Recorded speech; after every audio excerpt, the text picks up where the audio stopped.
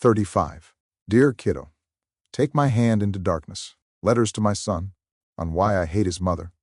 So, Mom and I had made love in the morning. And no, dear reader, before you report me to the authorities, Mom is what I call my girlfriend. Let's not make this weirder than it already is. Anyway, after our morning rendezvous, she hopped in the shower, and I did what any reasonable person in a committed relationship would do after intimacy. I played words with friends with my family. For those unfamiliar, words with friends is basically Scrabble, but with less chance of flipping the board over in frustration when Aunt Karen pulls out a 7-letter bingo on a triple word score. I had a few ongoing games with various family members, which made me feel connected, competitive, and, in hindsight, blissfully unaware of the impending doom about to befall me. Mid-game, out of the blue, my phone buzzed. It was a text from Sari, the ex-girlfriend I hadn't spoken to in months and hadn't seen in years. Now you might think, oh, Sari must be in trouble. Maybe she needs a kidney. Maybe she's got amnesia and only remembers my number. But no, Sari, in all her sorry-ness, had reached out to inform me that it was her birthday. And could I believe she was turning 36? I responded like any socially trained human, wow, I cannot believe it. Happy birthday. Simple, polite, harmless. Or so I thought. Mom finished her shower, and I took my turn under the warm, non-judgmental stream of water, scrubbing away the sins of unintentional friendliness. Meanwhile, Mom, who had apparently trained under the FBI in counter-surveillance techniques, picked up my phone and, brace yourself, read my texts. Now, let's take a moment to reflect on the situation.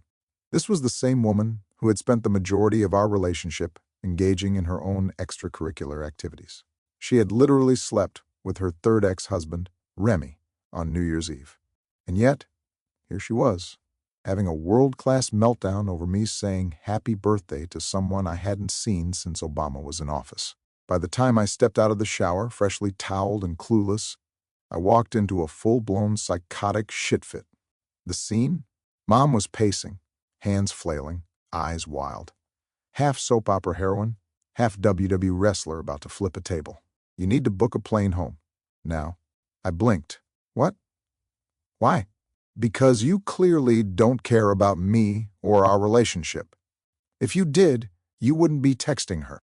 I looked at my phone, as if expecting it to morph into the face of Satan himself. Mom, I literally just told her happy birthday. I didn't send her a bouquet of roses and a mixtape. I don't care. Get a plane ticket. Leave. Go back. Now, here's the thing about spontaneous travel. I was not about to pack up my life and return home because of a rogue birthday message. I had maneuvered my way through a bureaucratic hellscape to get this time off work. Blood had been shed metaphorically, bribes had been offered probably, and I had suffered many an hour of small talk with HR to secure these days. I was not leaving. I'm not going back, I said. You are going back. No. Yes. At this point, we had transitioned from a serious relationship discussion to a full-on hostage negotiation. Except I was the hostage, and the only thing at risk was my sanity. We packed our things. Well, she angrily threw hers into a bag while I calmly folded mine because I'm a civilized human being, and we left for Beaver Creek. Ah, Beaver Creek, a place of supposed relaxation, scenic beauty, and in my case, a moving vehicle filled with rage, accusations, and dramatic sighs. Mom ranted the entire drive, flipping out over what was essentially the digital equivalent of a head nod. You don't get it. She texted you. What does that mean? That she wants birthday validation? No. It means she's trying to weasel her way back in. And you let her, by saying, happy birthday?